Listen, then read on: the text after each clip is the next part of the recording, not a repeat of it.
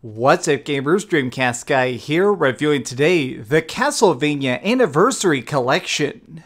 Now, whenever there's big sets like this, like these collection type things coming out, to me, there's only two things that are super important. First and foremost, how is the emulation? When I sit down with a controller, how are they actually going to play? Is each one of the games actually going to replicate the original experience as pixel perfect as possible? And additionally, I want to know what games are in it. These are the two things that, in my mind, are by far the most important. And in both of these aspects, this collection completely nails it. The 8 games we're getting here are all absolutely flawless representations of their original versions. So first and foremost, let's go through that. In this, you're getting Castlevania, Castlevania 2 Simon's Quest, Castlevania 3 Dracula's Curse, Super Castlevania, which obviously was originally released back on the Super Nintendo, Castlevania The Adventure, Castlevania Belmont's Revenge. Now, those two are actually the Game Boy games, and personally ones I super enjoy.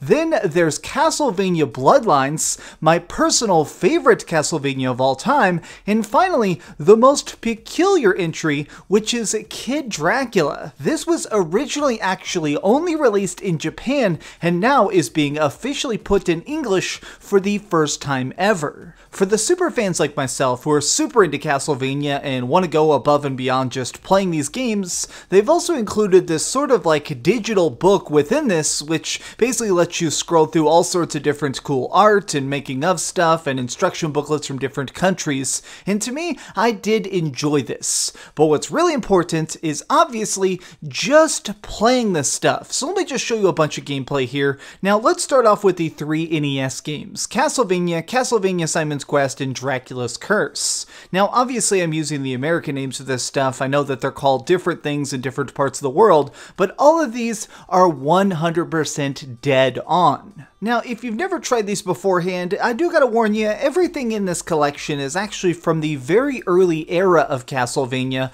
which is before it was a Metroidvania. Well, so obviously when a lot of people think of current day stuff from this franchise, they picture the idea of constantly trying to explore huge areas and castles, you're getting different abilities, and then you backtrack to continually progress deeper into the environment. Well, these early games, they're not really like that. They're basically just like a straight line quest where you're just going in and trying to hack everything up and beat a bunch of bosses. But in this way, these are perfect. These are literally just the ultimate freaking version of these original games. Like, even look at Super Castlevania 4. Now, the fact that this is even on here kind of surprises me because it was originally a Super Nintendo game, but it is so sharp. The physics on his whip are dead on, there's no frame rate dips, and I'm not really shocked because all of this emulation was done by M2, who are perhaps some of the very best emulation writers in the world right now. There is a tiny bit of a downside though, which is that since this emulation is 100% accurate to the way it was back in the past, you do occasionally run into tiny bits of slowdown here and there and things that were definitely present in the original hardware, and you notice this most specifically with the original Castlevania Adventure. So this actually came out in 1989 back on the Game Boy, and during this period, people were still trying to figure out exactly how to code stuff for such a tiny little processor on the original Game Boy. So I'm sure you noticed this, but the frame rate, it all looks a little bit weird. It looks like things are a little bit desynced from the foreground and the background. I promise you, this is not a glitch. It's actually just how the game looks. Its sequel though, Castlevania Belmont's Revenge, doesn't really have the same appearance. It's all in black and white though. I mean, there's not really a way to fix it. Within this, there are some different styles of filters and stuff, so in case you want to make it look more like a CRT TV, or if you want to change these borders to actually be different stuff from the different games or just straight up black,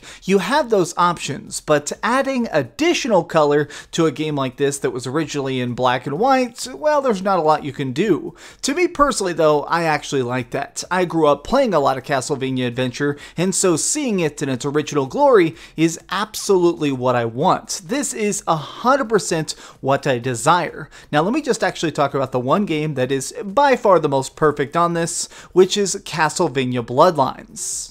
Now, I must admit that this is actually the game that took me the very longest to beat. It's actually the final Castlevania in the series that I managed to finish. But even still, Castlevania Bloodlines is stupendous. It actually has some of the most different styles of layering and complicated freaking fights and all sorts of really gorgeous stuff in it and really sharp music. I have noticed that occasionally, whenever there's different games that are trying to be emulated on modern hardware, they completely screw up the soundtrack. Sometimes just being off by a microsecond can turn some of the most famous classic songs into weird gobbled bleeps and bloops, but here they actually sound great.